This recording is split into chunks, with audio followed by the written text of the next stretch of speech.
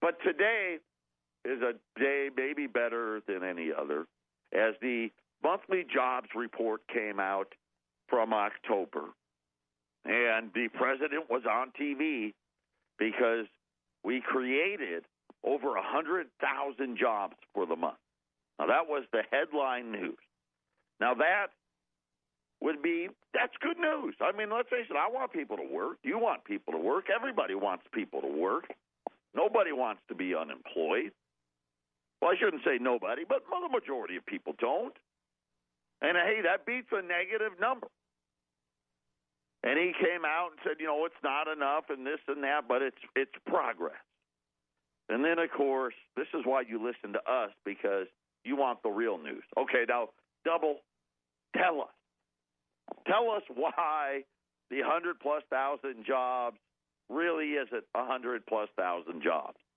And so here it goes. Here's how we got the wonderful job creation this morning, lost in the shuffle of what is perceived as a good jobs number. Now, you'll notice that Wall Street is actually down on the news because they want QE3 already, but we'll get to that in a minute. And the massive data error that is related to the job creation numbers is that the labor force participation, in other words, how many people are working, has now dropped to the lowest level since 1984. So what does that mean? Simply is there's less people living in this country. Must be. But when I go back to 1984 and I look at the population of the United States, and then I look at today's, we actually have more people here. So you would think common sense would tell you that more people should be in the labor force today than in 1984.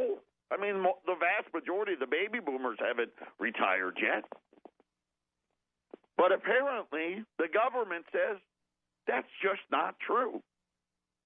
According to them, there's now only 64.5% of Americans working, even though the long-term average is 66%.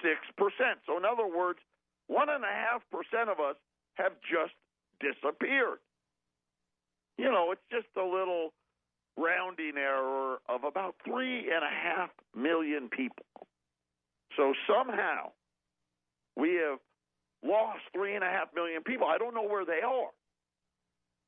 Whether the aliens have come down and got them, or maybe we've got them tucked away in some of these concentration camps, but they're just gone, according to the government. And if you take away those 3.5 million people that just disappeared, we created 100-plus thousand jobs for the month of October. Now we can all feel better, put on our tinfoil helmet, get out our credit card, and go shopping.